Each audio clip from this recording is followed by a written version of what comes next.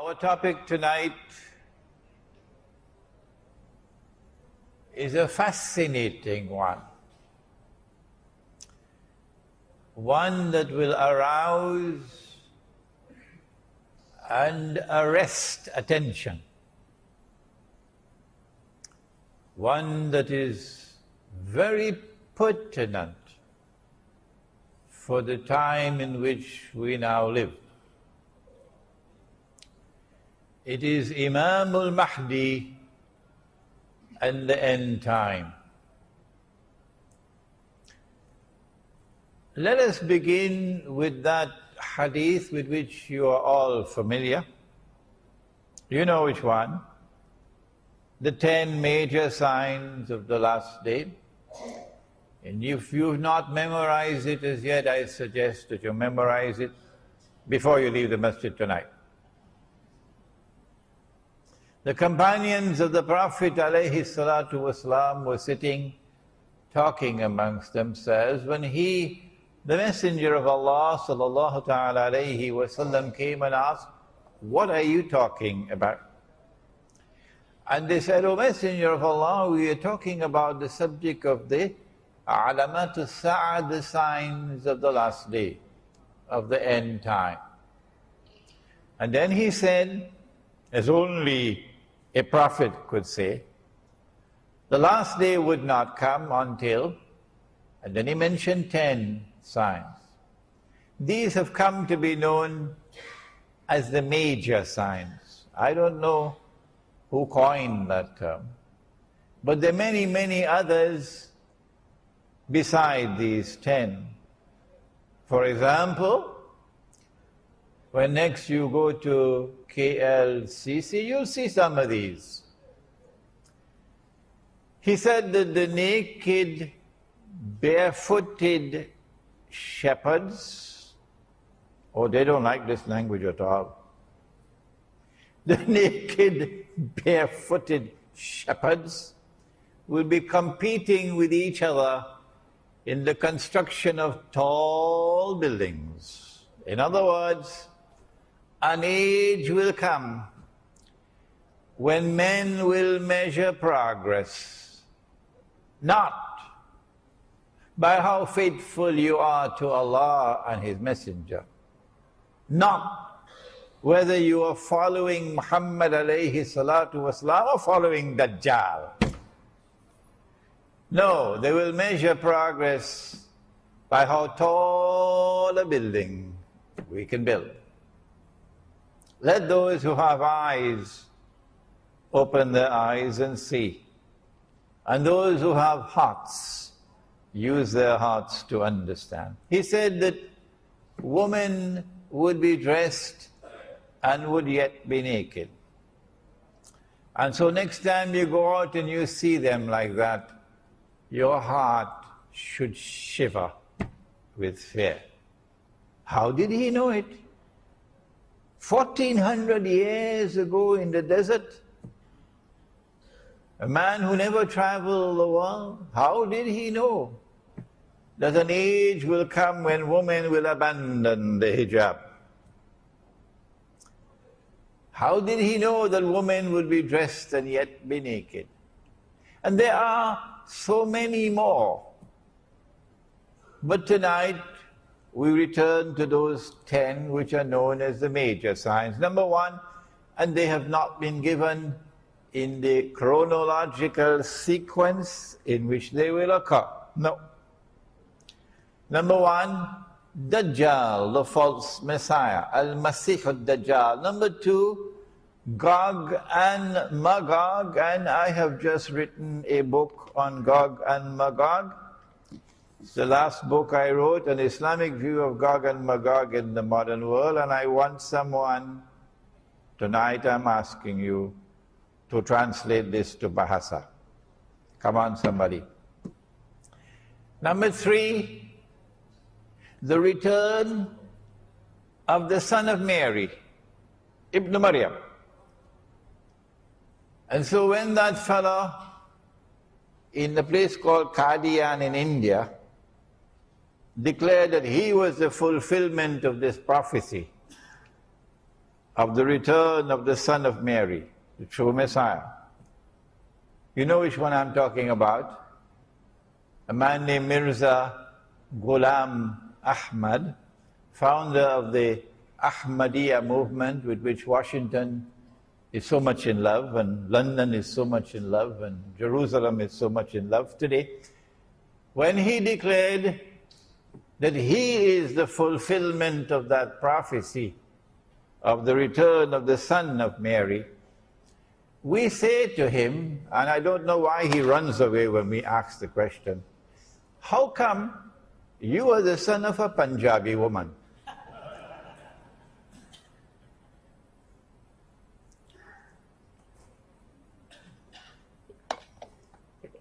Number 4, dukhan, smoke. And if you read this book on Gog and Magog, I have offered an opinion.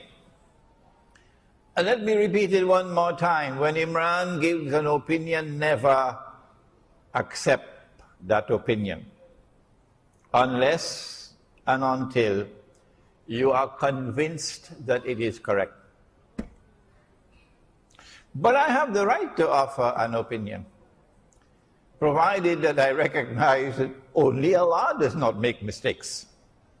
So we say, Allahu A'lam, Allah knows best, that this dukhan or smoke is coming maybe 20, 25 years from now, when the cataclysmic clash with nuclear weapons occurs between Gog and Magog, between the American-led alliance and the Russian-led alliance. And you don't need a PhD in international relations to know that we are moving towards that clash. Thousands of nuclear weapons exploding.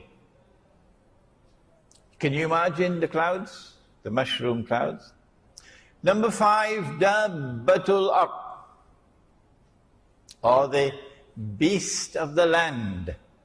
Ard is material universe. Ard is the earth. Ard is the land. For example, Al-Ardul Muqaddasa, the Holy Land. My opinion, that beast is already here. It's the state of Israel. And Allah knows best. Number 6, that the sun would rise from the west. I have given my opinion, and I have the right to give my opinion. Even if 999 differ with me, that's their right. Why deny me the right of offering my opinion? My opinion comes from the Quran. My primary source of guidance is from the Quran, not from some textbook of electricity and magnetism and polar magnetism.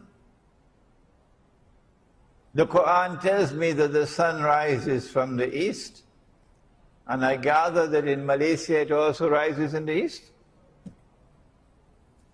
And the Quran tells me, La tabdila li khalqillah, that Allah's creation does not change. And so I have chosen to understand the hadith, not literally, but symbolically. That something is going to happen which would symbolize a false sunrise from the west. And I have understood that to be modern, godless, decadent, oppressive, awesomely deceptive Western civilization. And Allah knows best. Number 7, 8, and 9. 3 earthquakes resulting with movements of the earth, in which the earth sinks down, khas, and swallows what it swallows. 1 in the east, 1 in the west, and the 3rd one in Arabia, and the 3rd one is linked with Imam al Mahdi. And number 10, that a fire will come out of Yemen and drive people to their place of assembly. Of these 10, the Quran singles out one. And Allah says of that one, the return of Nabi Isa alayhi salam, وَإِنَّهُ لَعِلْمٌ لِلسَّاعَةِ. It can be read that way, or لَعَلَمٌ لِلسَّاعَةِ. It can also be read that way. Perhaps that ilm and alam here are synonymous. Ilm means knowledge, alam means sign. That this is the sign of all signs. The return of the son of Mary, Nabi Isa alayhi salam. The most powerful voice in history ever to have prophesied the return of Nabi Isa alayhi salam, the return of Jesus, is the voice of Muhammad sallallahu ta'ala alayhi wa sallam. Even if we did not have the ahadith, it is still possible, using the Quran alone, to establish belief in the return of Nabi Isa alayhi salam. And so if you reject belief in the return of Nabi Isa alayhi salam, you will not be able to understand the end time. No. No matter how great a scholar you may be. There is a branch of knowledge which studies and explains the end time. In Bahasa, in Malayu, you call it ilmu akhirul zaman. And in the English language, we call it Islamic eschatology. Don't bother with the big word. Islamic eschatology. Since we now have the tall buildings, I don't know whether you have missed it. If you have, take a taxi to KLCC, you'll see it. The evidence is there as plain as daylight that we're now living in the end times. And so it is Islamic eschatology which will explain the world today, not the New Straits Times, and not your local television station, not even your government. It is Islamic eschatology which will explain the world today. And at the heart of Islamic eschatology, or ilmu akhirul zaman, is the return of Nabi Isa alayhi salam. Let me repeat that if you reject belief in the return of Nabi Isa alayhi salam, you can't guide Muslims in this age. No. Because you cannot yourself understand the reality of the world in the end time. We now turn to a hadith in Sahih Bukhari.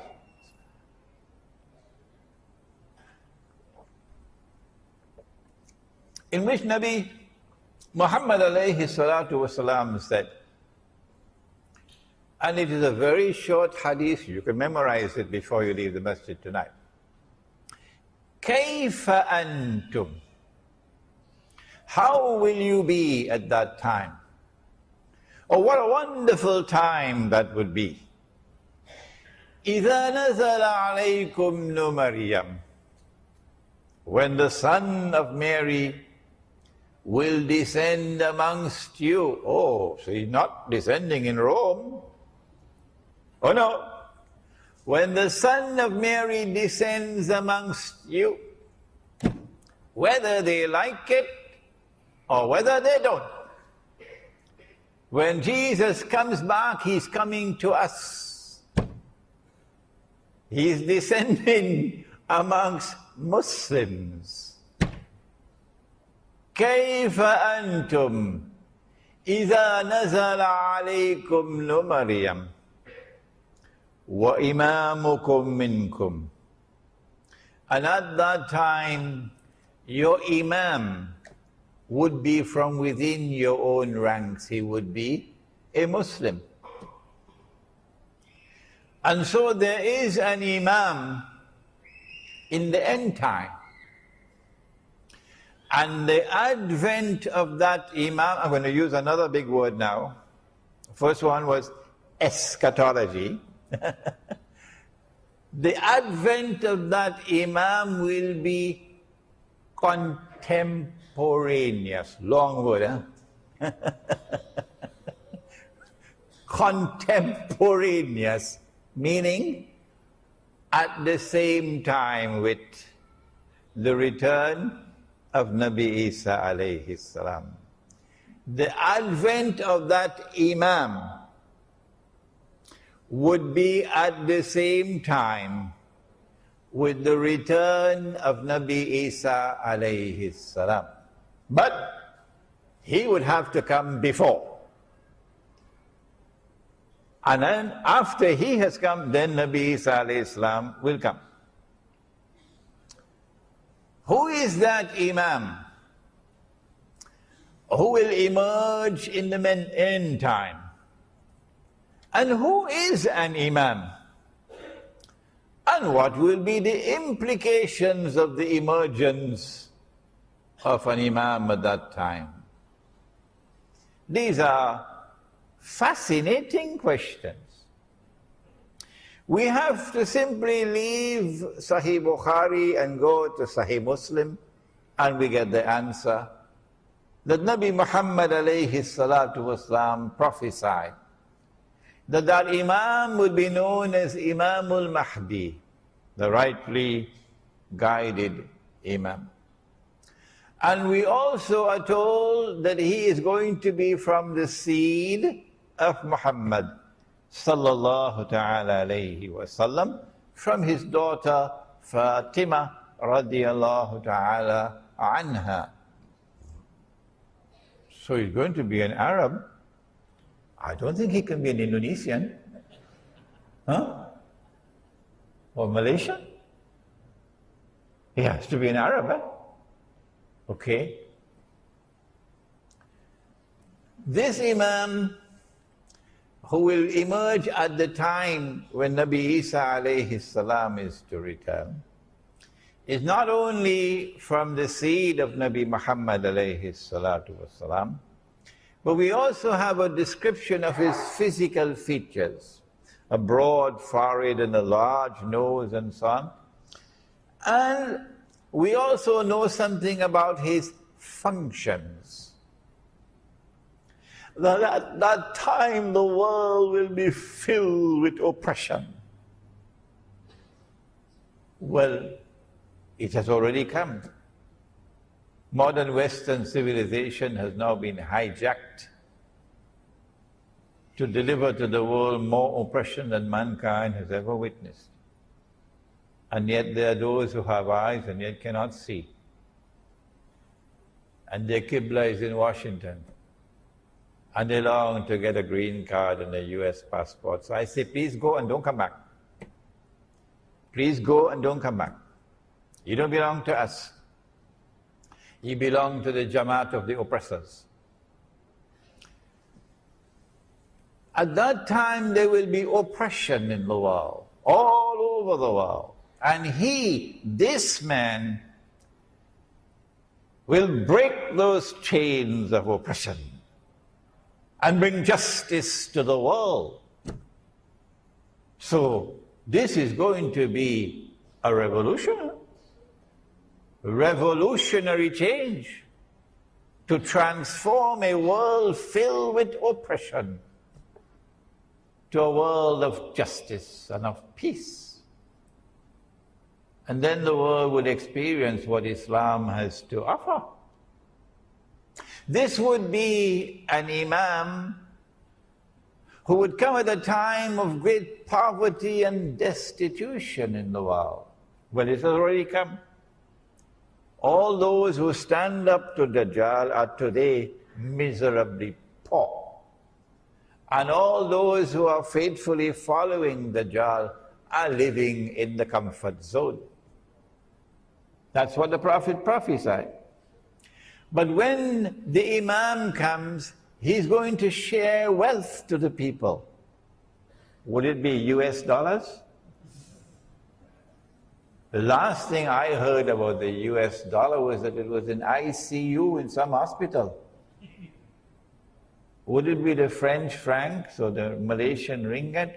Come on, wake up and stop this nonsense. Stop this nonsense. If you did not know it before, maybe tonight you should start to learn. That knowledge may enter into your head. The money that we are now using has come from Dajjal. If you've not studied international monetary economics, come to me and I'll teach it to you. The money that we are now using has come from Dajjal. The paper currencies have come from Dajjal. The electronic money which is taking over from the paper currencies have come from Dajjal. And they're functioning as an instrument, not only for the unjust transfer of wealth from the unsuspecting masses to a global predatory elite, but more than that. They're bringing a system of slavery upon the world, enslaving mankind. And Nabi Muhammad alayhi salatu wasalam prophesied that in the end time there will be slavery. He said a slave woman, you remember? Don't you? He said a slave woman will give birth to her mistress. We have a conference in PWTC on Tuesday and Wednesday. If you could take 2 days off, leave, come join us. There's a flyer outside about the conference. It is on the prohibition of riba in Islam. Nabi Muhammad alayhi salatu wasalam told us that Imam is going to share wealth. Which kind of money? Oh, you know it. I don't have to tell you. It's the money which is in the Quran. When last did you open the Quran and look in the Quran to see whether there's money in the Quran? Huh? Is the dinar in the Quran? Yes, it is. Is the dirham in the Quran? Yes, it is. That's bad news for some of you who have neglected the Quran.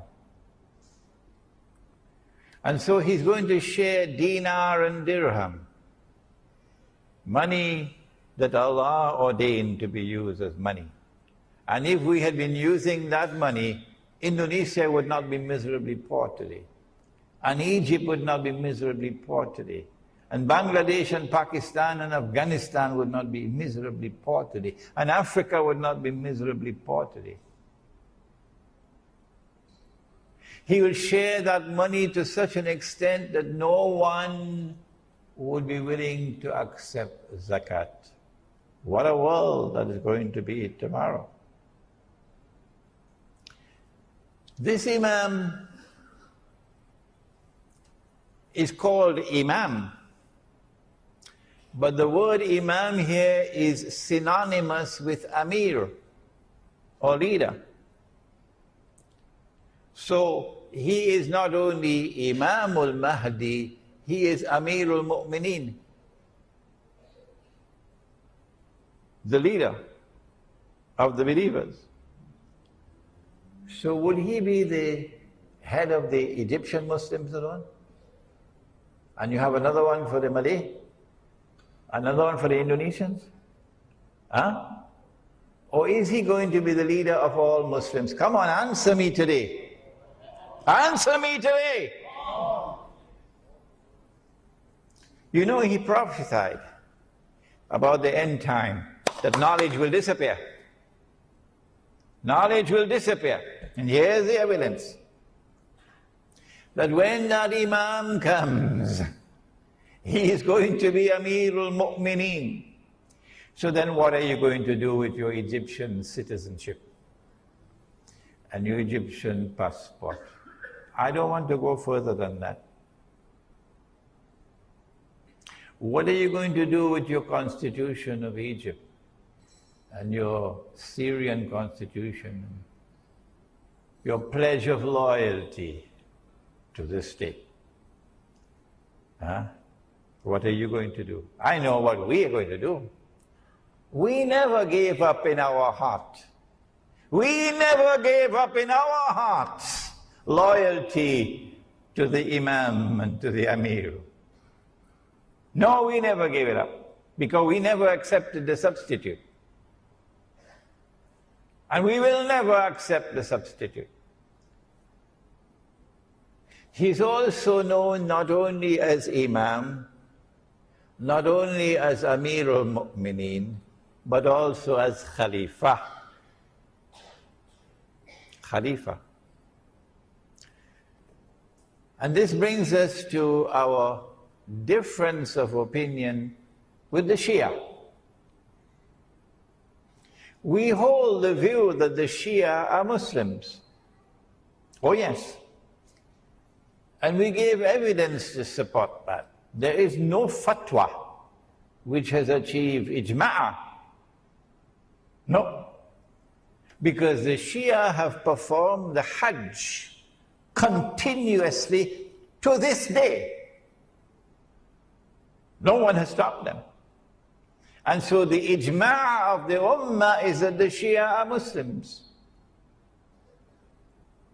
And if they are Muslims, then you have to relate to them as brothers. Ruhama'u baynahum. And if you differ with them, you must differ in a way which is constructive and not destructive. We say that the first Amir, the first Imam, the first Khalifa was Abu Bakr Siddiq radiallahu ta'ala anhu. And then after him was Umar Farooq radiallahu ta'ala anhu. And after him was Uthman Ghani radiallahu ta'ala anhu. And after him was Ali radiallahu ta'ala anhu, Ali ibn Abi Talib radiallahu ta'ala anhu. And we have said, and we have not spoken with hostility and bitterness and enmity. We have spoken with sadness in our hearts. That if you declare of Abu Bakr Siddiq radiallahu ta'ala anhu, that he was a usurper who stole somebody else's position, we say that you are misguided. If you're annoyed with us, what can we do? But facts are facts. And we say that if you say that Umar radiallahu ta'ala anhu was also a usurper, we say that's double misguidance. And if you compound that by saying that Uthman Ghani radiallahu ta'ala anhu was also misguided, we say, come on, it's time to wake up from your sleep.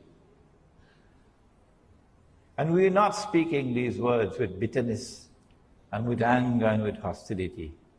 We're speaking these words with sadness. And it's because we call them the khulafa that we say that the Imam who is to come will also be Khalifa. What is the implication now of Allah subhanahu wa ta'ala sending to us a Khalifa and saying to him that he will be from within your own ranks? كيف أنتم إذا نزل عليكم مريم وإمامكم منكم, and your Imam will now be from within your own ranks. Very clearly to me, this hadith is anticipating a time will come when we will no longer have khilafah. No. That we will be ruled by those who are not Muslims. There is no authentic Islamic rule anywhere in the world today. Because those who rule us are not Muslims. Where's the evidence? When last did you take up the Charter of the United Nations Organization? And if you are in Iran and you listen to this lecture, I'm talking to you. I'm talking to you. Take up the Charter of the United Nations Organization and open it and read, I believe it is 24 and 25. But I can be mistaken. I've been traveling for 5 months now, so I can make mistakes. It could be 24 and 25 or 25 and 26. Where the Charter of the United Nations says, in effect, that in all matters pertaining to international peace and security, Allah is not Al-Akbar. No. The Security Council of the United Nations is Al-Akbar, meaning there is no authority above it. That is shirk. And so once you are a member of the United Nations organization, your Amir al-Mu'mineen, your Khalifa, your leader, your ruler, ultimate ruler is the Security Council of the United Nations. And so you can call yourself an Islamic Republic, like Pakistan used to do before it became an American Republic. And I don't say this to ridicule the Pakistani people, because I studied in Pakistan. And my heart beats with the people of Pakistan who are imprisoned in Pakistan because they don't have the freedom to choose their own leader. Their leader is chosen in Washington by the Zionists. And so, a time is going to come when we will be ruled by those who are not from within our own ranks. So you had Amir al-Mu'mineen George Bush. But that's not going to last forever. No. When Imam al Mahdi comes, that's goodbye to the substitute that they gave us for the Khilafah. Dajjal gave us the modern secular state. And the modern secular state has replaced the Khilafah. And all of mankind, illa masha'Allah, have pledged their allegiance to the modern secular state, loyal to the modern secular state and to its constitution. And as a consequence have said goodbye to Allah and to the Khilafah. But you and I have not done that. In our hearts we are faithful to Allah and to His Messenger. And in our hearts we are faithful to Islam's model of a political state, the Khilafah. And in our hearts we long for that day when the Imam will emerge and the Khilafah will be restored. Is it possible for the Khilafah to be restored before the Imam emerges? There is a hadith in Sahih Muslim that a Khalifa will die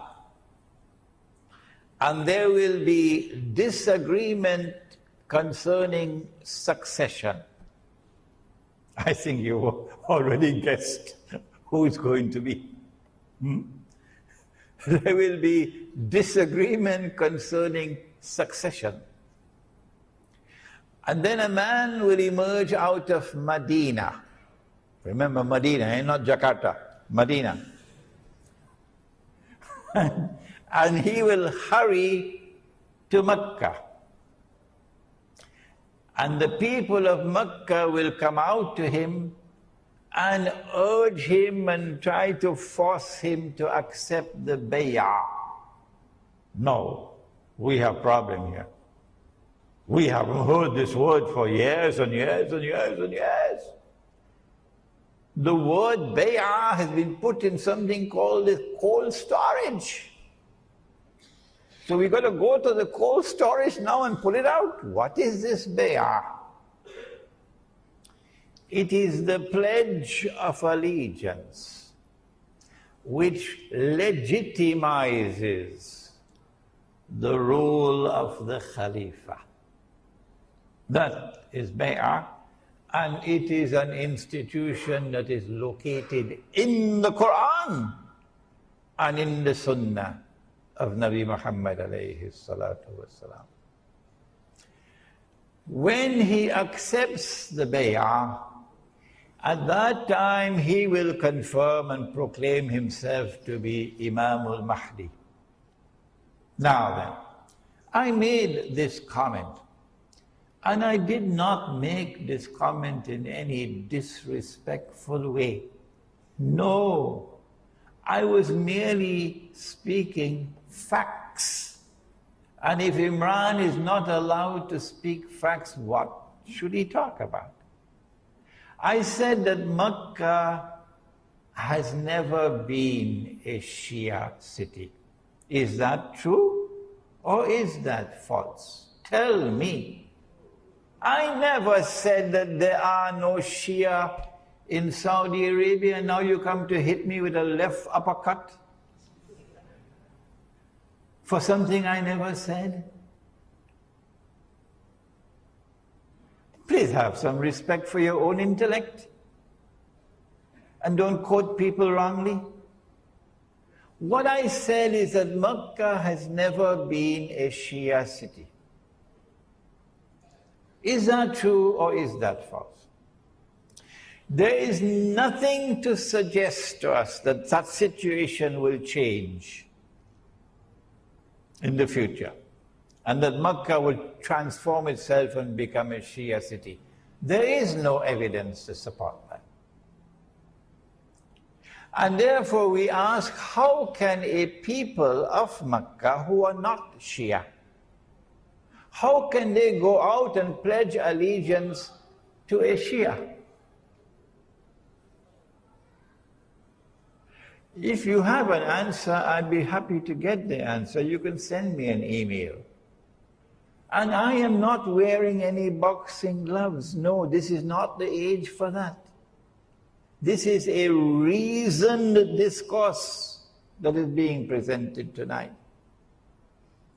And so I conclude that the Imam cannot be Shia. This is my conclusion. If you differ with me, that does not mean that we should have boxing gloves fighting each other. No. Now then, the argument is raised that because the Prophet ﷺ used the word Khalifa, a Khalifa will die.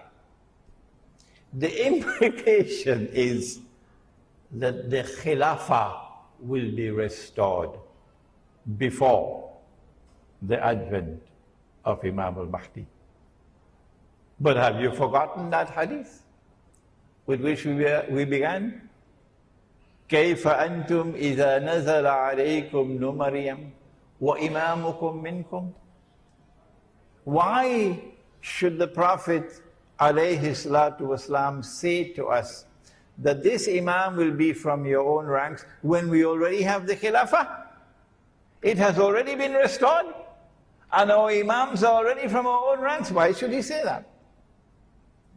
My understanding is that the hadith is clear that prior to the advent of Imam al Mahdi, it is not possible to restore the Khilafah. No. And therefore, when the word Khalifa is used, a Khalifa will die. The Prophet ﷺ is referring to a Muslim ruler. Who could it be? Oh, the answer is clear. It has to be a Saudi king. Because there are 5,000 princes out there waiting, struggling, fighting to take over. And there's already sufficient evidence of internal conflicts and rivalries within the big Saudi clan. So, a Saudi king will die. It can't be Fahd because he's already dead. Would it be Abdullah? I don't think so. And I'll let you know why in a moment. When that Saudi king dies and there is disagreement concerning succession, it is at that time that Allah will send the Imam. Is the Imam born already? This is not arrogance on my part. No. When I say, I don't know and I don't want to know. So please don't send me emails asking me whether the Imam has been born already. What is important is that Allah places a cover and Allah conceals him. And no one knows that he is the Imam until that moment arrives. When the king, the Khalifa dies, and there is disagreement and so on, then he proclaims himself to be the Imam. Until that moment, we don't know who is the Imam. So is he born already? No, come on. I don't know and I don't want to know. Having disposed of these questions, now what are the implications of the advent of the Imam? The first and major implication of the advent of the Imam is that the substitute that Dajjal had created to replace the Khilafah, that substitute, your modern state, will now return to the garbage bin of history from where it came out in the first place.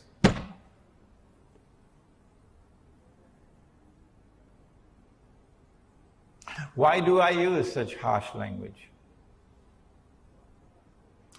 What is the Khilafah state? The Khilafah state is a state established for the first time by Nabi Dawood alayhi salam in the Holy Land, the holy state of Israel, restored in Medina by Nabi Muhammad alayhi salatu wasalam.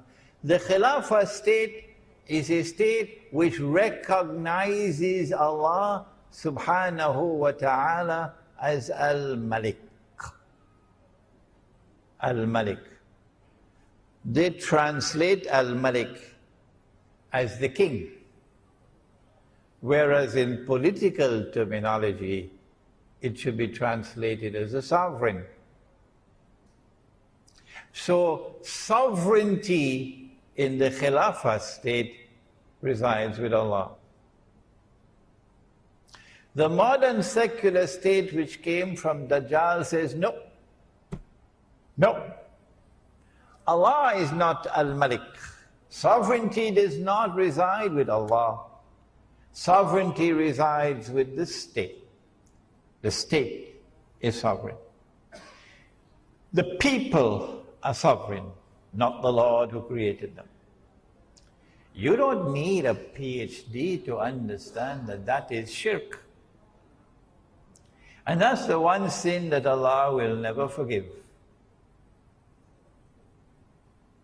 For those of us who just have a few steps left before the grave, it's a wake-up call for us to make tawbah before it's too late. The Khilafah state recognizes Allah's authority as supreme. He is Al-Akbar. The modern secular state says, no, the authority of the state is supreme. There is no authority above the state. And the states are all organized under the United Nations organization. And the United Nations organization has at its top the Security Council. And the authority of the Security Council of the United Nations is Al-Akbar. not Allah. Dajjal created that. And instead of worshipping Allah, we are worshipping Dajjal. The Khilafah state says that Allah is Al-Hakam, the supreme lawmaker. His law is the supreme law. And when He says haram, no one can make it halal. And when He says halal, no one can make it haram. And in Surah At-Tawbah, there is a verse of the Quran which declares that to be shirk, to legalize and make legal what Allah has made haram. That is shirk. The modern secular state says, no, Allah is not Al-Hakam. Parliament is Al-Hakam. Parliament makes the law. And the law that comes from Parliament and the law that comes from the United Nations is the supreme law. The modern secular state says more than that. If I am wrong, would you kindly correct me? The modern secular state says that Allah can make it haram, but we can make it halal. And everything, or almost everything, because we have not reached New York as yet. In New York, they now legalize the marriage of a man with a man. In New York, they have now legalized the marriage of a man with a man, and yet you want this, you want your green card, to become an American citizen, So go and stay there and never come back. Those are your people, not ours. The modern secular state says Allah can make it haram, but we can legalize it. Shall I give you some examples? Would you be interested? Did you know that Allah prohibited money being lent on interest? Did you know that? Huh? You know that? And did you know that Allah has declared war? War on the money lender lending money on interest? Did you know that? And did you know that Nabi Muhammad alayhi salatu wasalam has cursed all four and declared that they are all equally guilty? The one who takes riba, the one who gives riba, the one who records the transaction, and the two witnesses. Did you know that he said that riba is constituted of 70 different parts? Hadith of Ibn Majah. That riba is constituted of 70 different parts, and the smallest part of riba is equivalent to a man marrying his own mother. And do you know what the modern secular state has done? Even in Saudi Arabia, all around the world, they've made it halal. Don't believe me? There's something called a bank outside there in Subang Jaya. Go and ask them whether they lend money on interest. Ask them whether it is haram or halal in Malaysia to lend money on interest. Go and ask them. I can go on and on and on and on. This is a substitute for the Khilafah. But let me say something more. In the Khilafah state,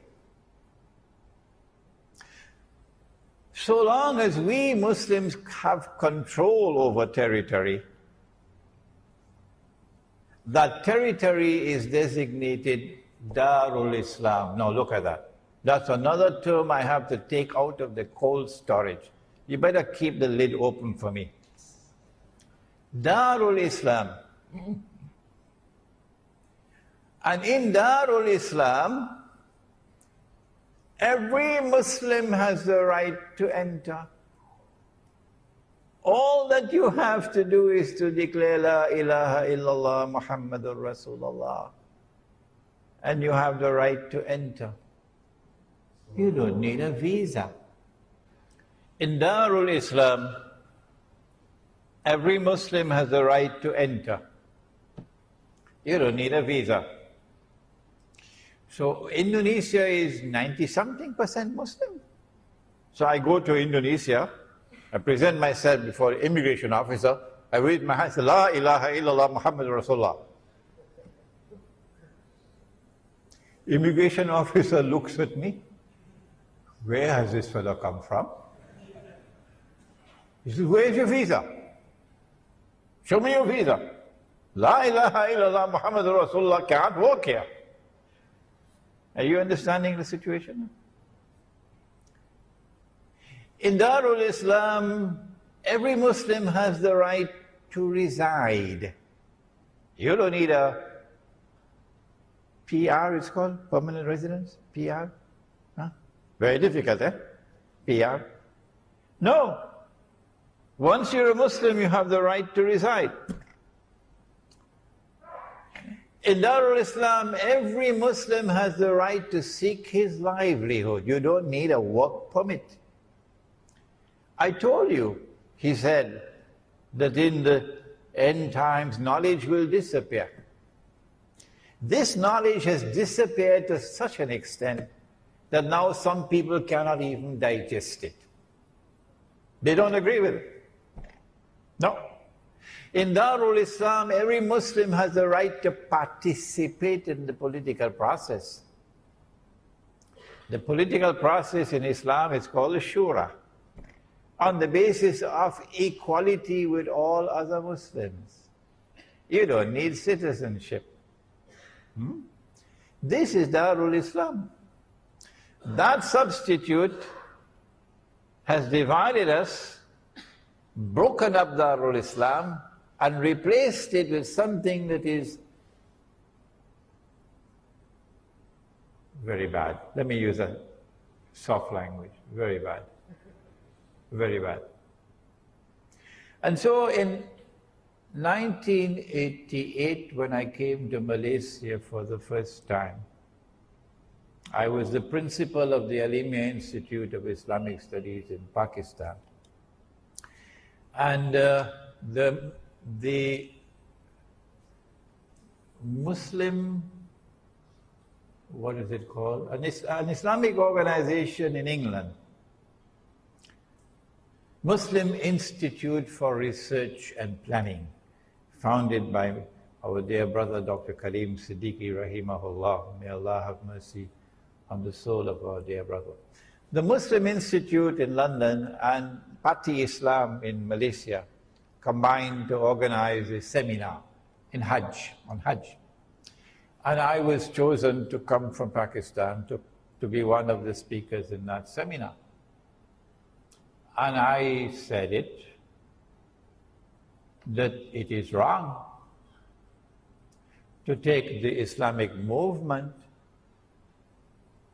and register it as a political party and fight elections under the constitution of a modern state that has come from Dajjal. Paz was not too happy with me. No. The same thing was done in Pakistan by Maulana Maududi rahimahullah with the Jamaat Islami. The same thing was done in the Arab world, the movement founded by Hassan al-Banna rahimahullah, the Ikhwan al-Muslimun. That you take the Islamic movement, you register it as a political party, and you fight in elections under a constitution of a state created by Dajjal, built on the foundations of shirk. That is not the Sunnah. Well then what is the Sunnah? And what is the guidance from the Quran? When you studied this book on Gog and Magog, when you studied Ilmu Akhirul Zaman, Islamic Eschatology, and my book entitled Jerusalem in the Quran, most of you probably already read this book. It was written 10 years ago. It qualifies as the textbook on Islamic eschatology, and we now have it in Bahasa. We have it in Bahasa outside. When you study the subject of Ilmu Akhir Zaman, then you understand that the proper response to Dajjal, Dajjal's money, Dajjal's economy based on riba, Dajjal's political system based on the modern secular state and its shirk, and the Security Council of the United Nations as Al-Akbar, the proper response is to flee from Dajjal. To flee from Dajjal.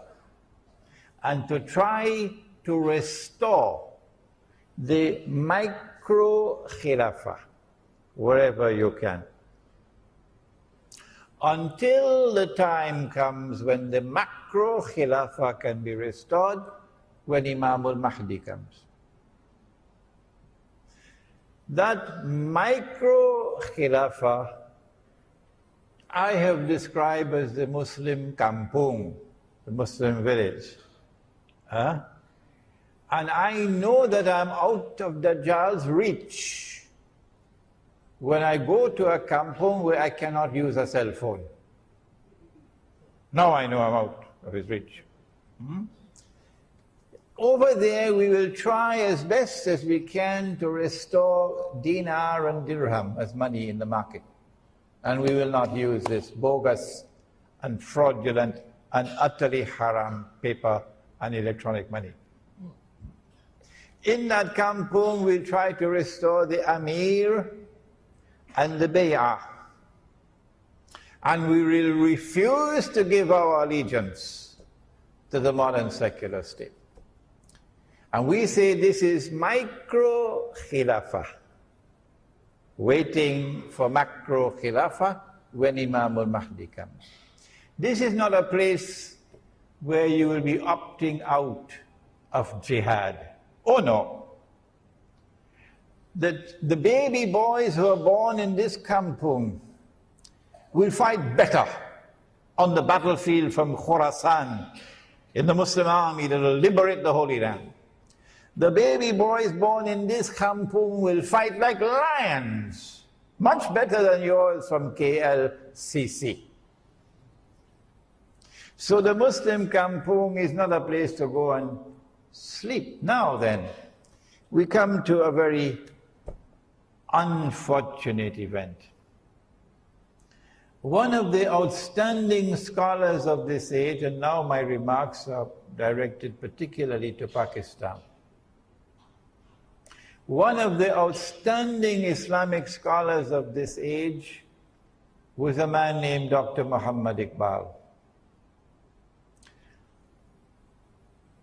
I recognize him as a great scholar, and I recognize him as a great poet. Unfortunately, my knowledge of the Farsi language and the Urdu language is not good enough to appreciate the beauty of his poetry. But I don't have any problems with his poetry. What the problem that I have is with what he has written in the English language. And I have more than a passing acquaintance with the English language.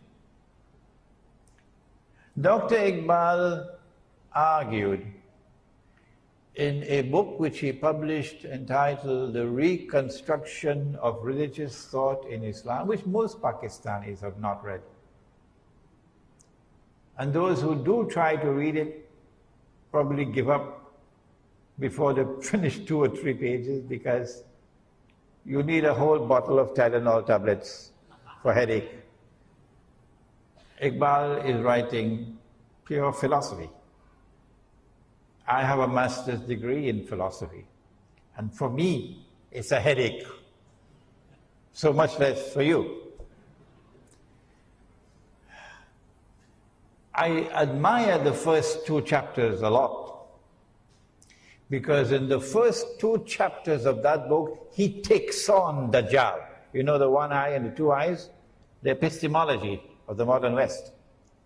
And Iqbal has delivered the best defense of the epistemology of the Quran that has ever been written. But very few people can understand it.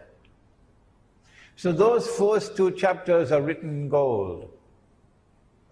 But elsewhere, Iqbal has made this mountain of a mistake in declaring that the modern state, he calls it the Republican state.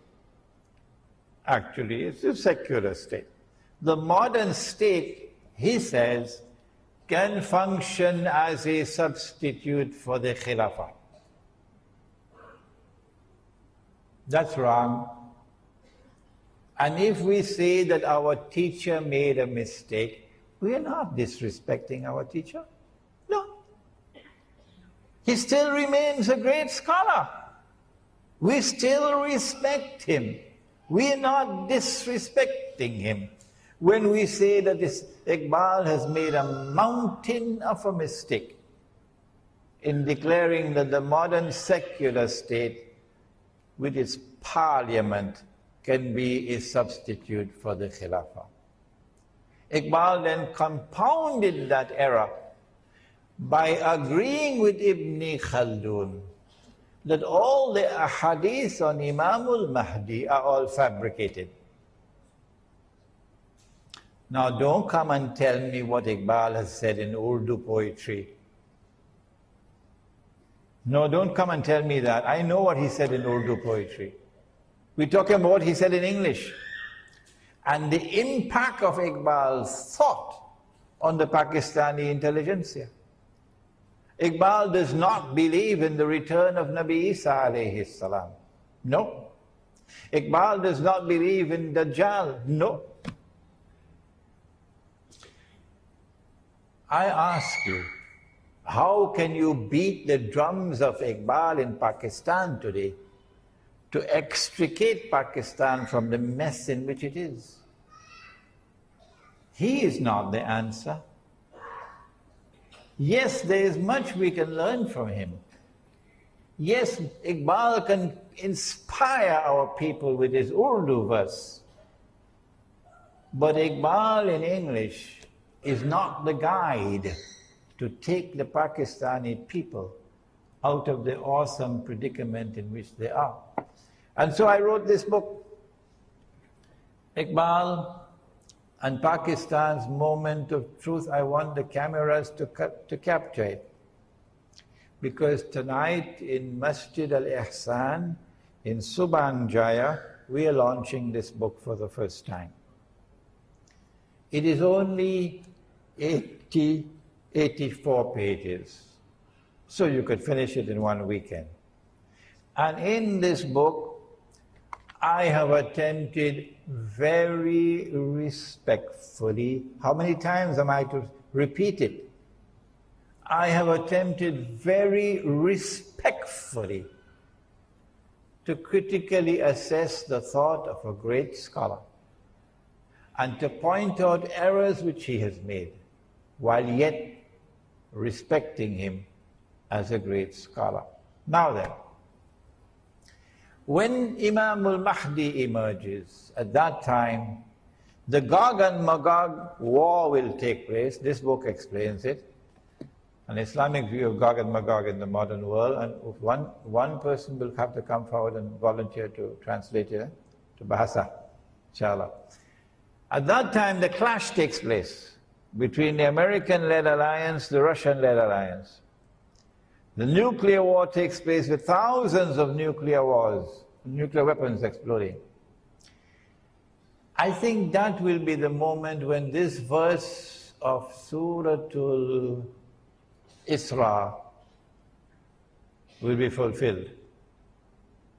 Suratul Isra, where Allah subhanahu wa ta'ala gives the warning, وَإِن مِّن قَرْيَةٍ إِلَّا نَحْنُ مُهْلِكُوهَا قَبْلَ يَوْمِ الْقِيَامَةِ أَوْ مُعَذِّبُوهَا عَذَابًا شَدِيدًا كَانَ ذَلِكَ فِي الْكِتَابِ مَسْطُورًا. It is as though you're hearing the verse for the first time. وَإِن مِّن قَرْيَةٍ إِلَّا نَحْنُ مُهْلِكُوهَا قَبْلَ يَوْمِ الْقِيَامَةِ أَوْ مُعَذِّبُوهَا عَذَابًا شَدِيدًا كَانَ ذَلِكَ فِي الْكِتَابِ مَسْطُورًا.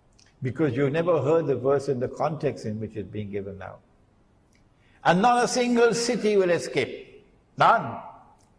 They will all be destroyed, says Allah. All. And those which escape destruction will be punished with terrible punishment. And this is a matter inscribed in the Kitab. Maybe that if you're out of electronic range, you know, the cell phone, you will not be incinerated. This is the end of modern Western civilization dominance over the world.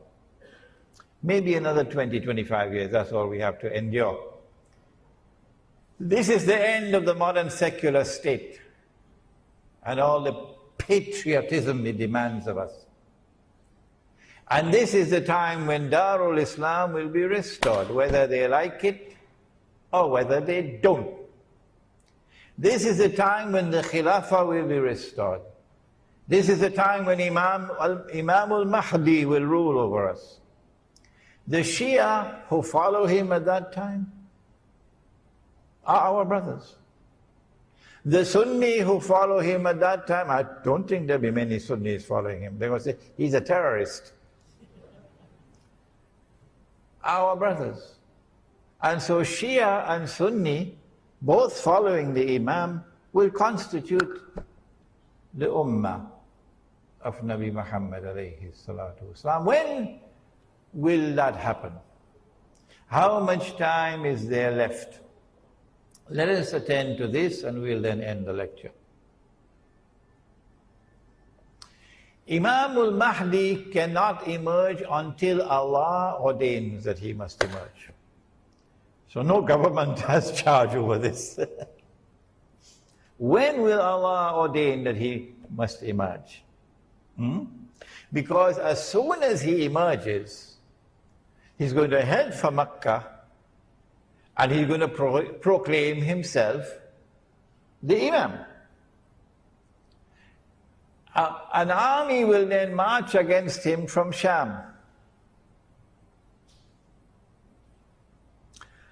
And that army, as it crosses Medina, going south to Mecca, will be swallowed by the third khas. One in the east, one in the west, one in Arabia. When that army is swallowed by the earth, that is the validation. That is the conclusive validation that this man is indeed the Imam. Not eclipses in the sky. The sinking of the earth. When that army sinks down into the earth and is swallowed, then the Abdal from Sham and Iraq will come to the Imam to offer bay'ah. The Sufis have hijacked this word, Abdal. So I got to take it back from them. I got to take it back from them. And they say that the Abdal are some mysterious people. There are always only 40 of them and so on, and they have the world in their hands and so on. No. Abdal means when one dies, another one replaces him. This one dies, another one replaces him. This one dies, another one replaces him. The Abdal. So if you're listening, Washington, let us introduce you to the Abdal. When you don't have any more money to buy white people from South Africa to go and fight for you in Iraq and in Afghanistan, you know, white South Africans. When you have no more money to offer bribes of green card and citizenship to get people to go and join the American army, to go and kill Muslims. You're running out of soldiers. I want you to know, Washington, that we will never run out. We will never run out. Because when one dies, another one takes his place. And when he dies, another one takes his place. These are the words of Muhammad alayhi salatu wasalam. These are the Abdal. They are the Mujahideen who are waging a just struggle for liberation from oppression and liberation from occupation of the land. They will now come to give the bay'ah to Imam al Mahdi.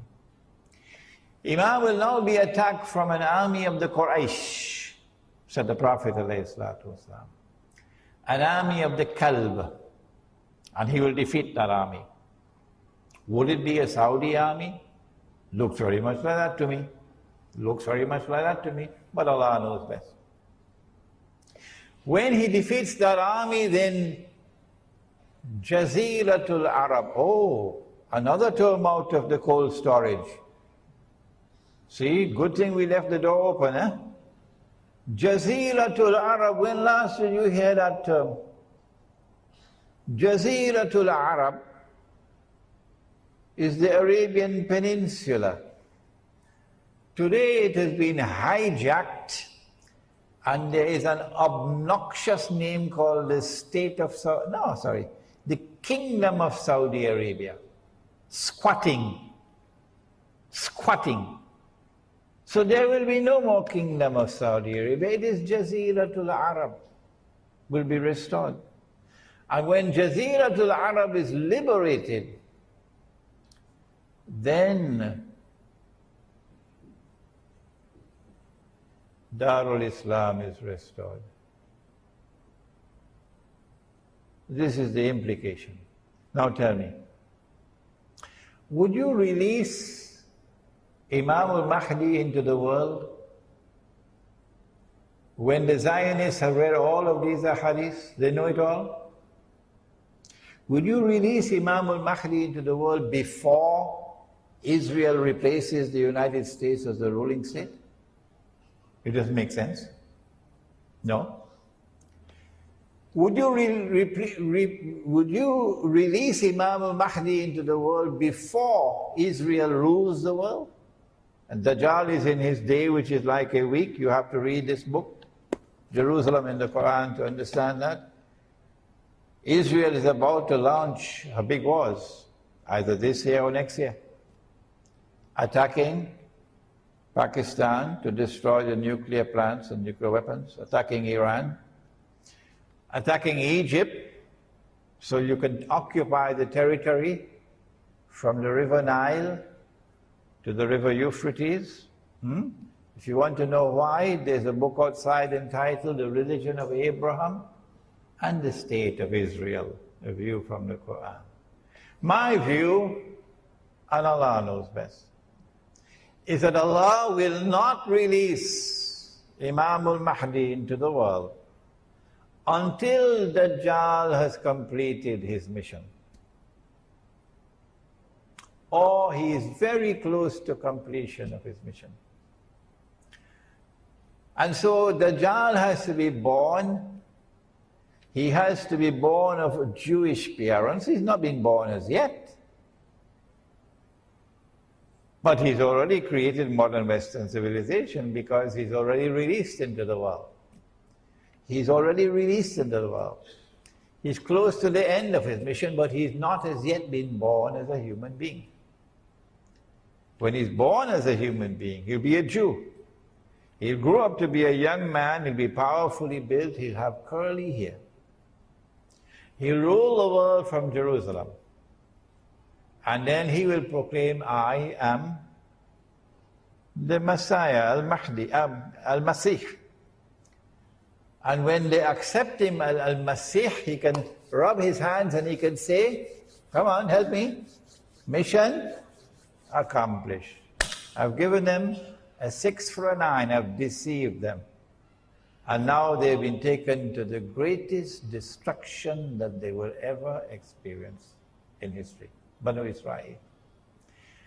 And so by my calculation, and Allah knows best, we are still probably another 20, 25 years away before that event occurs when Imam al Mahdi will emerge. Finally, I want to remind you about the conference on riba. There's a book on riba outside, and there's this little book, you have no excuse, it's so small. The gold dinar and silver dirham, Islam and the future of money. Many people have been asking, where did Imran Hosein study? Who was his teacher? What kitab did he read? Because we don't hear anybody else speaking like this. If you want to know more about me, you can begin by reading this very interesting book, the Islamic Travelogue, which is outside. رَبَّنَا تَقَبَّلْ مِنَّا إِنَّكَ أَنْتَ السَّمِيعُ الْعَلِيمُ وَتُبْ عَلَيْنَا يَا مَوْلَانَا إِنَّكَ أَنْتَ التَّوَّابُ الرَّحِيمُ بِرَحْمَتِكَ يَا أَرْحَمَ الرَّاحِمِينَ Ameen. We have some time for questions. Sisters, you can write your questions and send them up. And brothers, yes, go ahead. Walaikum salam.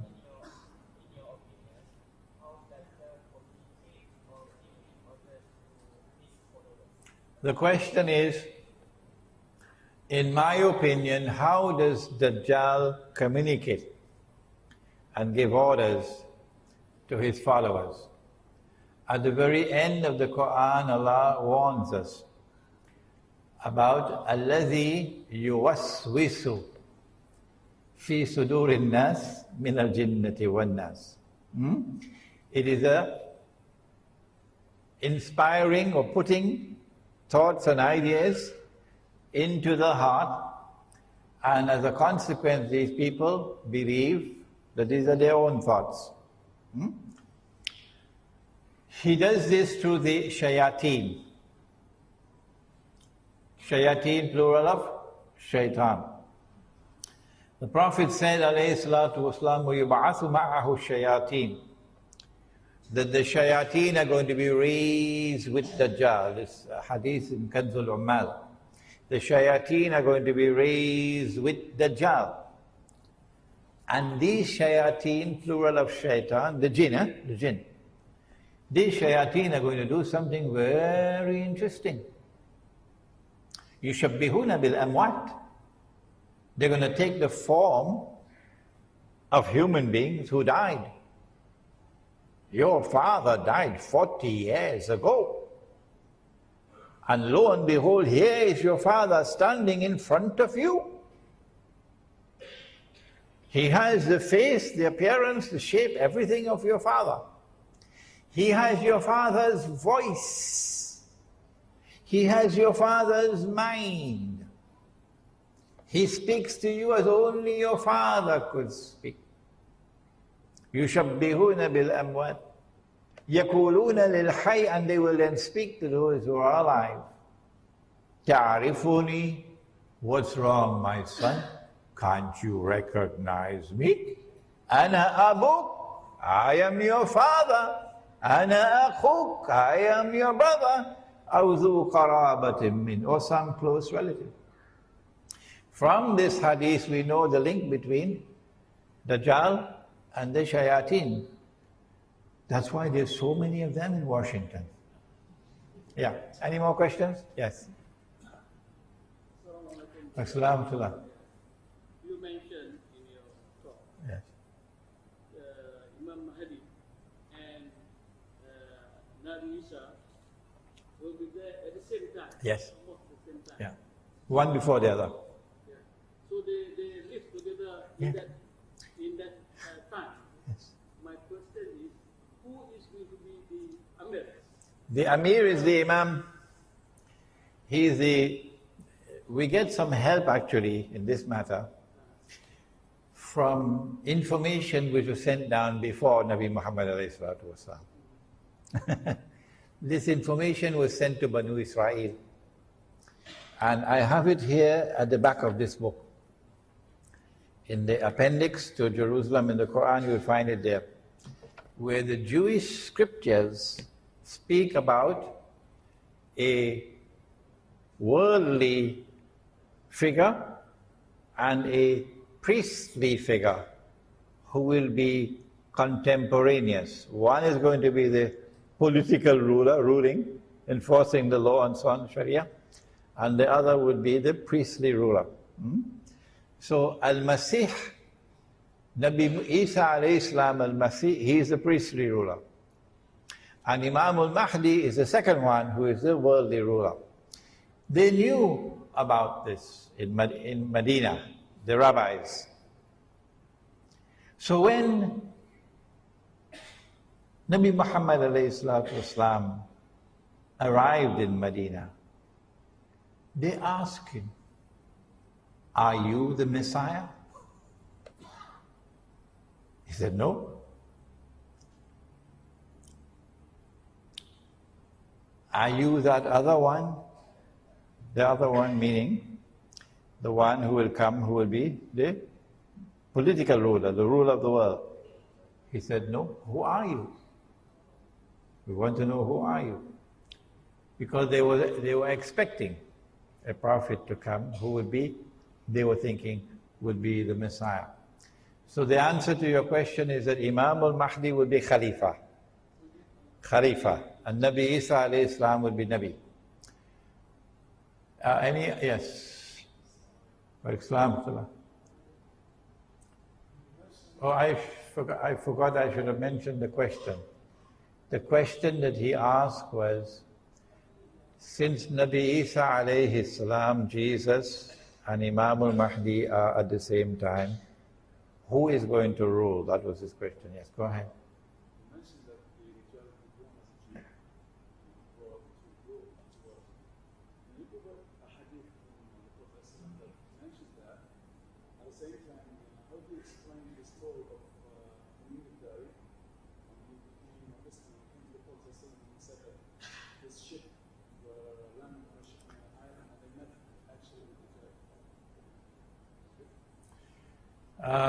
It's 25 past 9. It will take another 10-15 minutes to answer you. I have devoted some of this book to that subject. He's asking about the hadith of Tamim ad-Dari in Sahih Muslim, in which the Prophet ﷺ narrated an event which he heard from Tamim ad-Dari, where they went on an island and they met Dajjal. And he is saying that, well, there is the other hadith you quoted that he will be born. He's not yet born, and he'll be a Jew, so how could they meet him when he's not as yet born? Those who have read this book would know how to answer that question. Many of you here present can answer that question. When Dajjal is released, he will live on earth for 40 days. Yawmun kasana, a day which would be like a year. Yawmun kashahr, a day which would be like a month. Yawmun kajum'a, a day which would be like a week. Wasairu ayyamihi ka'ayyamikum, and all his days like your days, meaning all the rest of his days like your days. When his day is like our day, he would be in our world of time. No one can dispute that.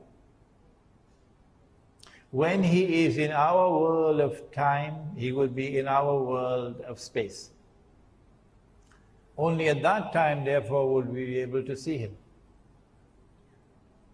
But he can be on earth and not be in our world of space and time. Are there angels on the earth?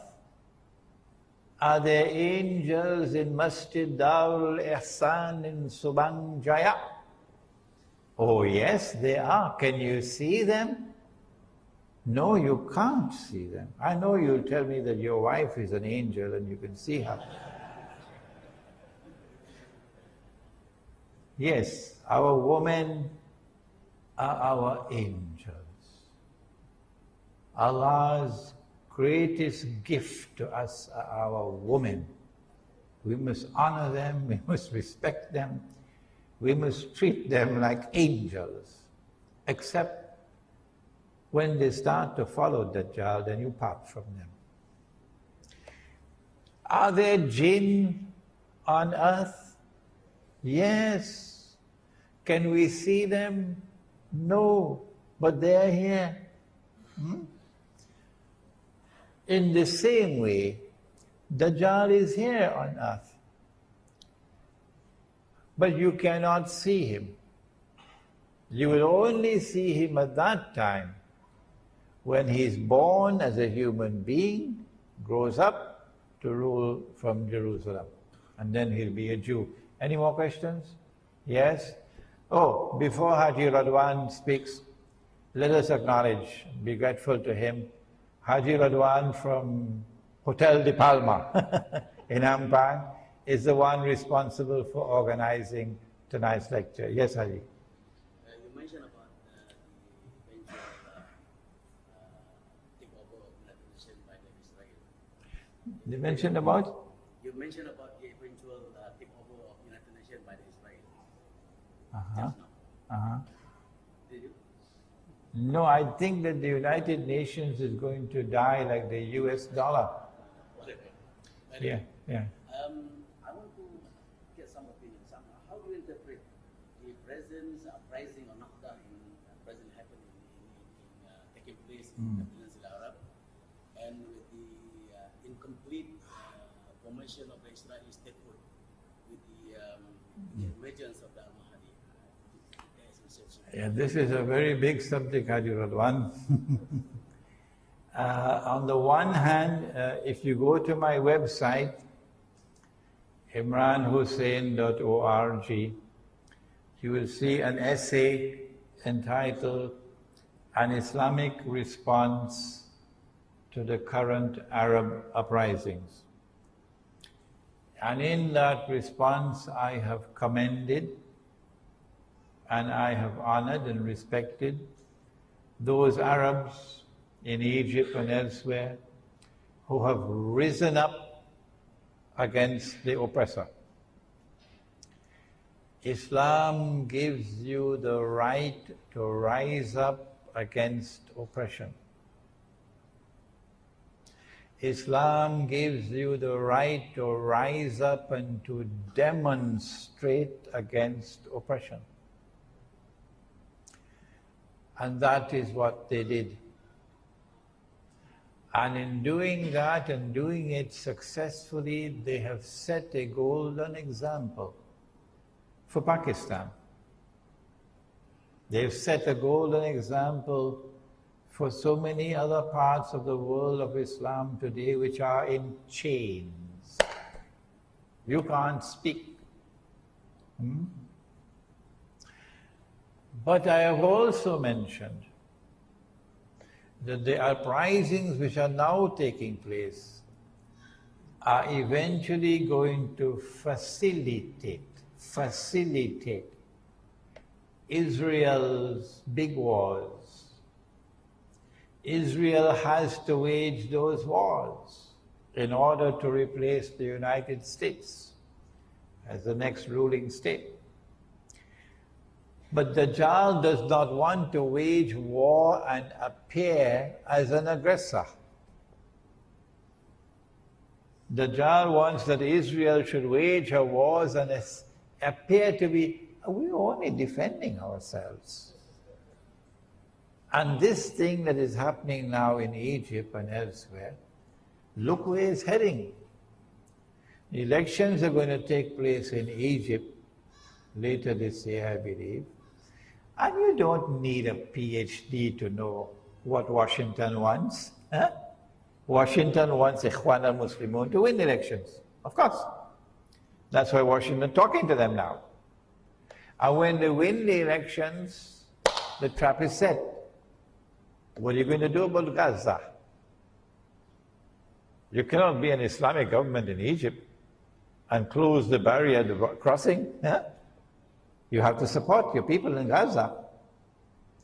And so Israel could start crying out, terrorism, terrorism, terrorism from Egypt, and build the foundations for launching an attack. But there's more to it than that as well. Washington will be going down on its knees to beg Egypt, why don't you enforce the Sharia? Imagine that. Washington going down on its knees to beg Egypt.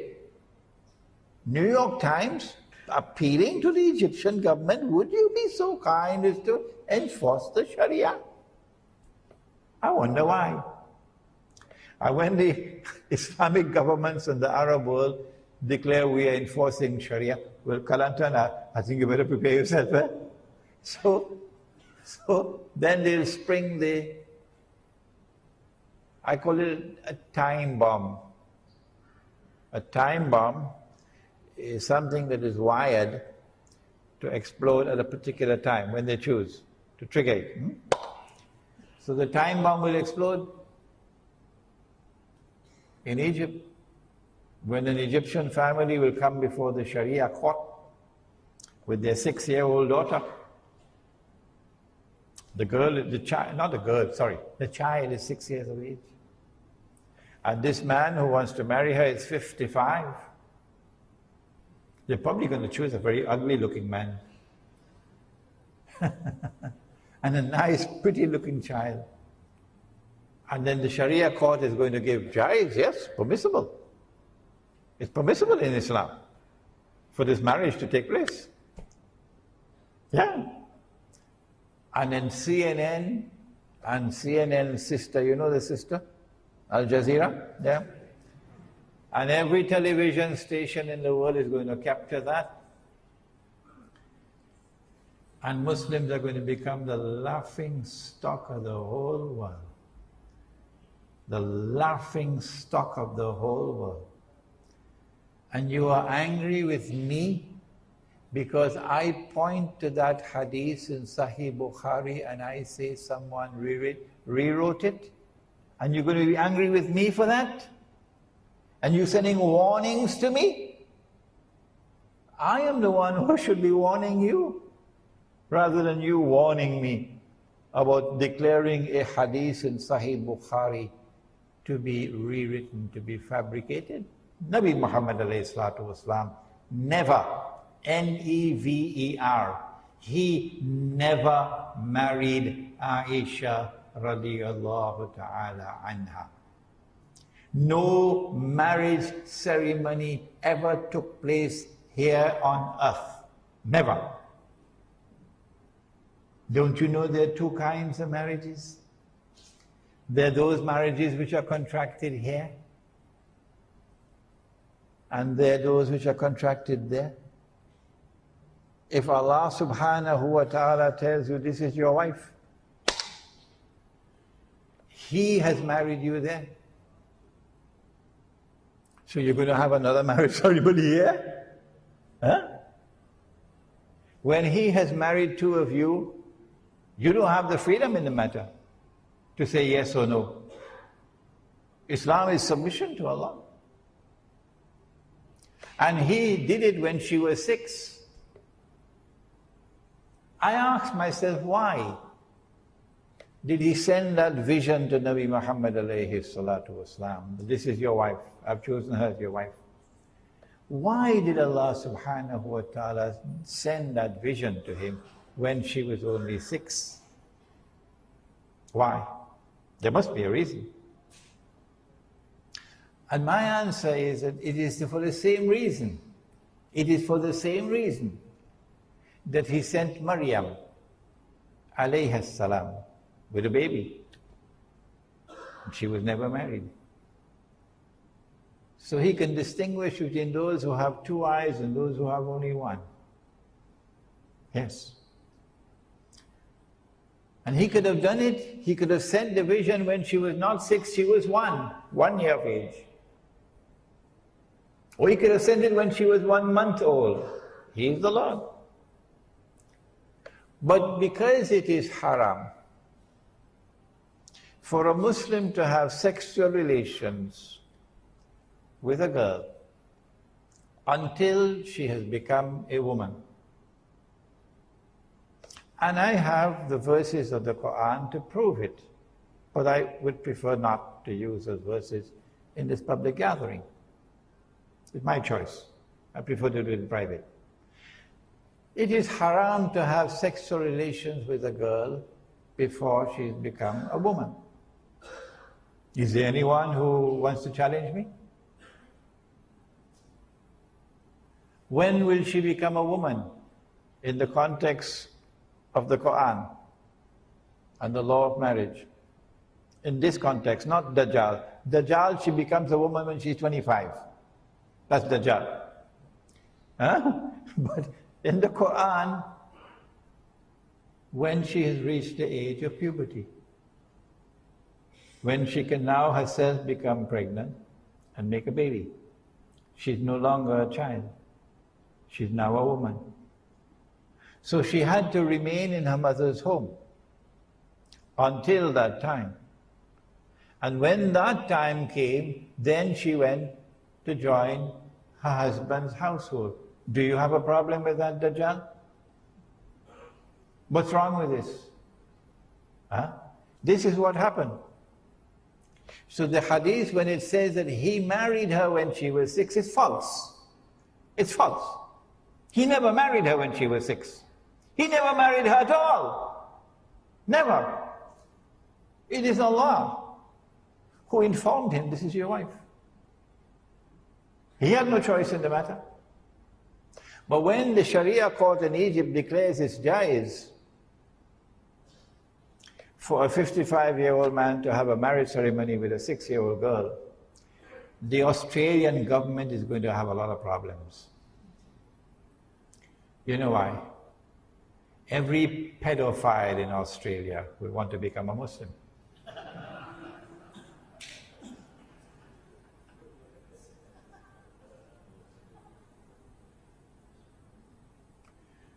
So there are time bombs. This is only one. This is only one. There are other time bombs waiting to explode. And I don't think that Jamiatul Azhar is capable of responding to those time bombs. No. Allah blessed me with a great teacher. Allah blessed me with a great teacher. And that teacher gave me a different method of pursuing knowledge. This is why I'm able to deliver this knowledge to you today. Any more questions? Wa alaikum salam.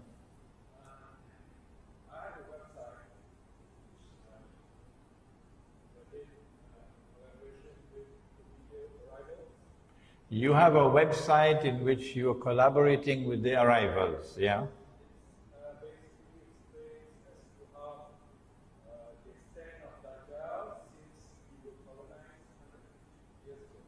Okay.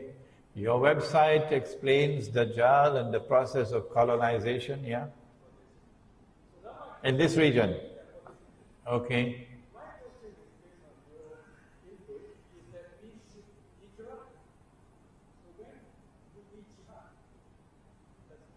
Yeah.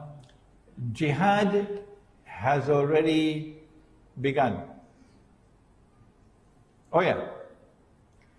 The armed struggle for liberation from oppression and occupation in Iraq, in Afghanistan, is the jihad which has already commenced. We don't need any fatwa declaring jihad. Saudi king gave a fatwa for jihad about 20, 30 years ago. I think they've put it into cold storage now. This jihad cannot be stopped. No one can stop it. And this jihad will continue until the prophecy of Nabi Muhammad ﷺ is fulfilled. That the army will come out of Khorasan, it will be unstoppable until it reaches Jerusalem. When a jihad is in force, Muslims have an obligation to support the jihad. Those who can physically join the jihad should do so. However, it would be a security risk for someone who only speaks French to go to Afghanistan and join the jihad. not only would he put his own life at risk, but he would put the lives of others at risk because of an incapacity to communicate.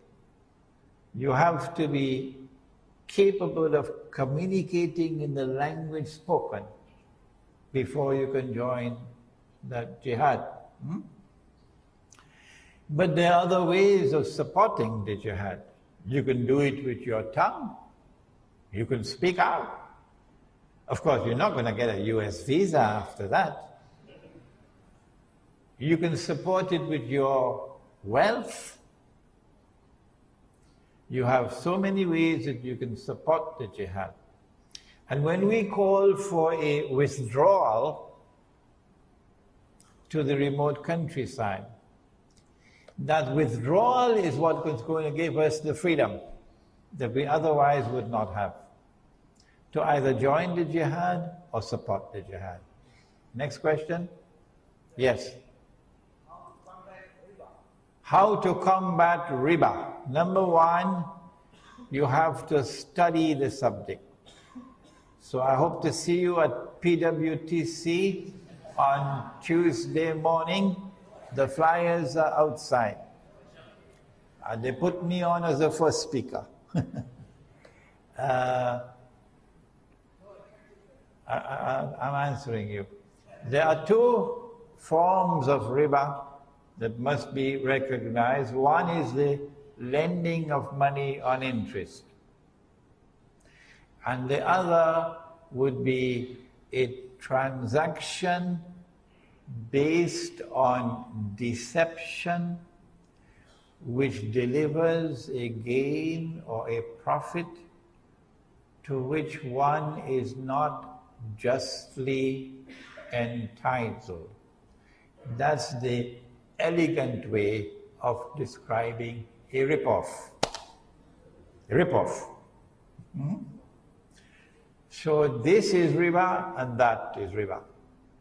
The greatest rip-off that has ever occurred in human history is the rip-off of the monetary system that we now have, of bogus and fraudulent and utterly haram paper currencies and the electronic currency which is now taking over from the paper currency.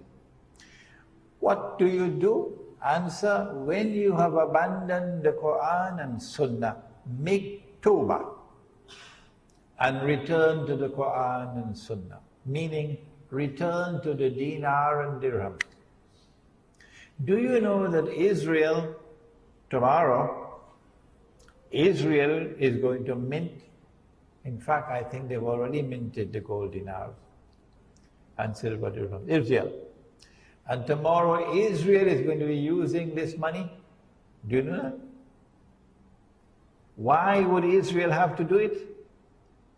If you study ilmu akhirul zaman, you can answer these questions. Because every Jew knows that only that money can be used in the temple, which does not have any human figure on it. The Roman coins at the time of Nabi Isa alayhi salam were haram to be used in the temple because they had graven images which were haram. And so the temple at the time of Nabi Isa alayhi salam used to mint its own coins, gold and silver. And when the people came to the temple, if they wanted an animal to be zabiha, sacrificed, you got to pay for it. And nobody could sacrifice the animal except the rabbi. So therefore the temple got some revenue. So you had to pay the temple. And you had to pay the temple in this money which was halal, not that money which was haram.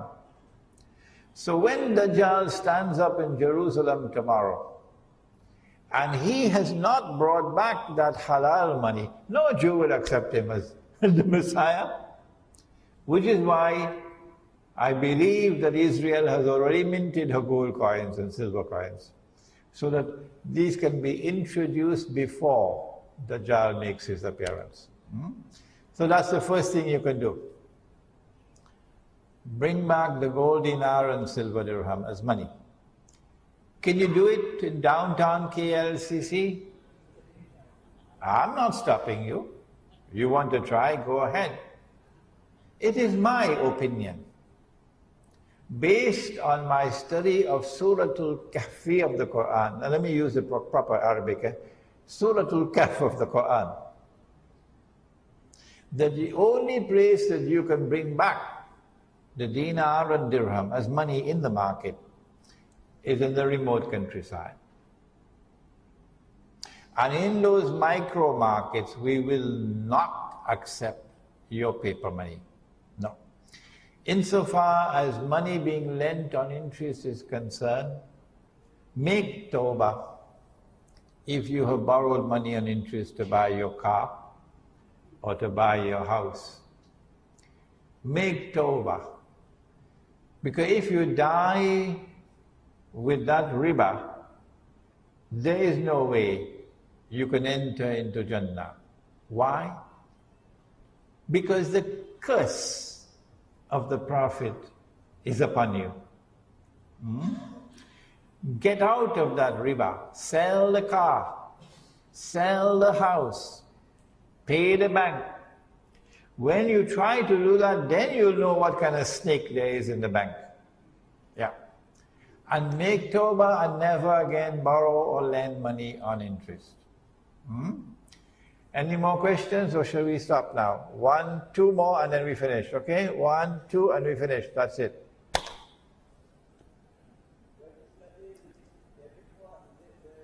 Come closer, come closer.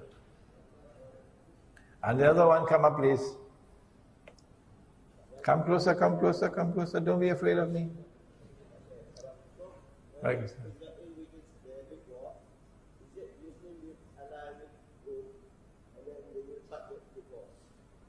Okay.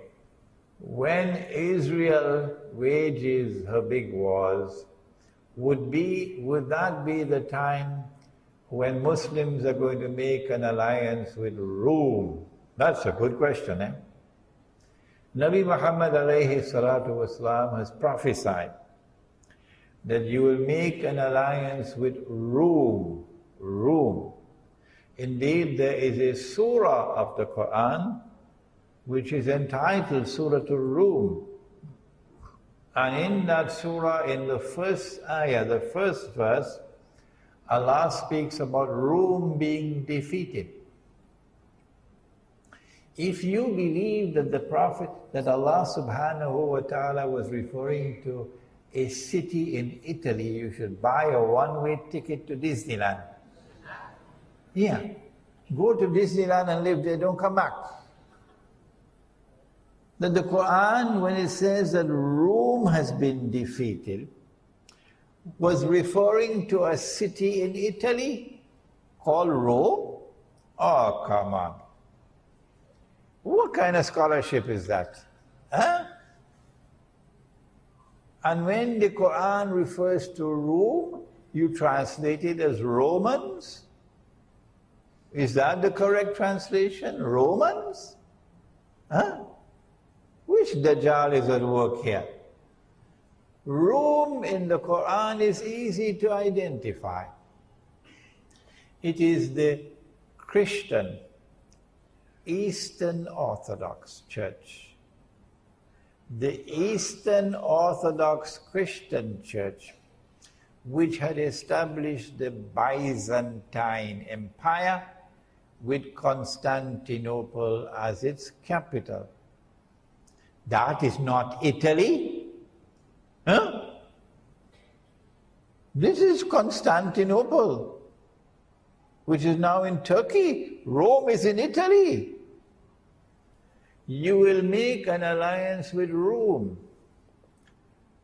Well, the Byzantine Empire has disappeared today, but the Eastern Orthodox Christian Church has not disappeared. The Western Church celebrate Christmas on what day?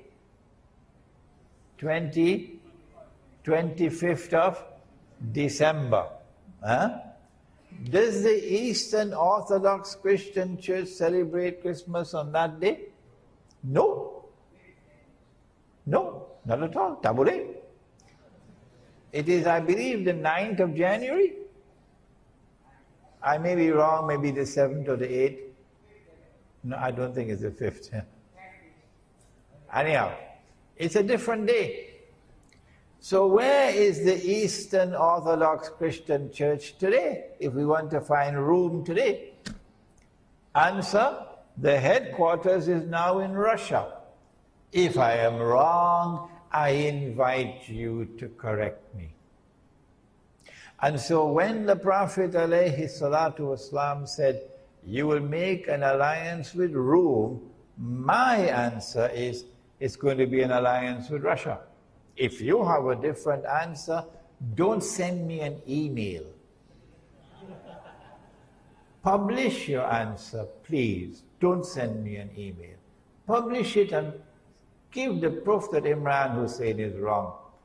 I really have difficulties with all the people trying to correct me now with emails. Yes. Next question.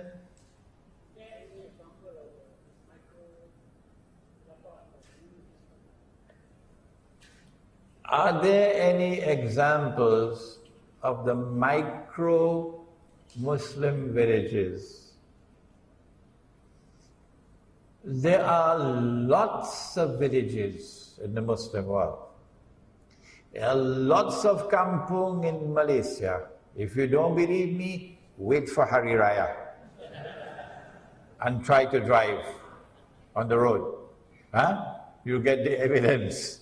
Hari Raya, for those who are listening to the lecture, is Eid al-Fitr, Hari Raya. So what you do is you go to a kampung, go to a village.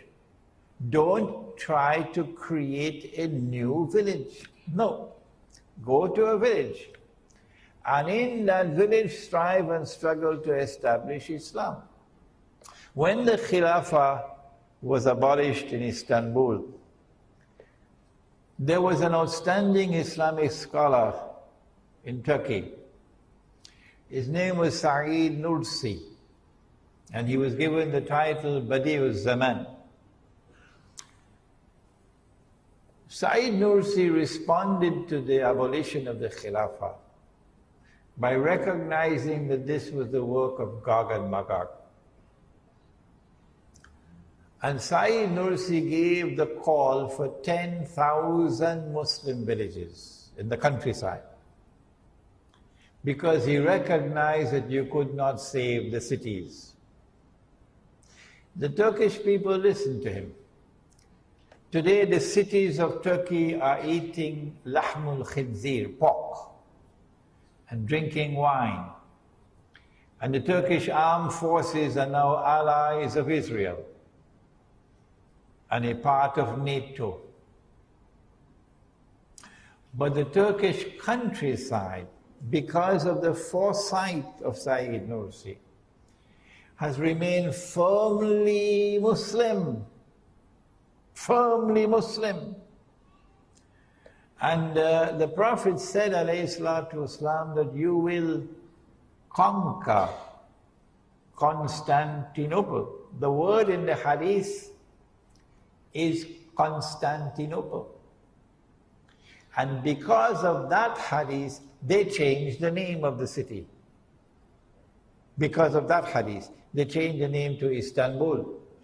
I believe it was Islambul and then it became Istanbul, so that you will lose sight of this hadith. But Muhammad alayhi salatu wasalam referred to that city as Constantinople, and I don't see why I should not do the same. He said that you are going to conquer Constantinople. And he said, what ni'ma hadha al-jaysh, wa ni'ma hadha al-amir. What a wonderful army that would be. And what a wonderful amir of that army is going to be. When Nabi Muhammad alayhi salatu wasalam made prophecies and predictions of future events, they nearly always pertain to Akhirul Zaman. And so I have come to the conclusion, and Allah knows best, that this hadith prophesying the conquest of Constantinople is a conquest that will occur in Akhirul Zaman. And the purpose of this conquest is to extricate Constantinople from the control of NATO, NATO's control. When that happens, then the Straits, the Bosphorus, will no longer be under NATO control. Then the Russian Navy, with their nuclear-powered submarines, can now leave the Black Sea, pass through the Bosphorus, and enter the Mediterranean Sea. And when that happens, well, Israel, you better watch out. I think that's all the questions? No more. What is your website? malayuberaja.org. Okay. ربنا تقبل منا إنك أنت السميع العليم وتب علينا يا مولانا إنك أنت التواب الرحيم برحمتك يا أرحم الراحمين. After this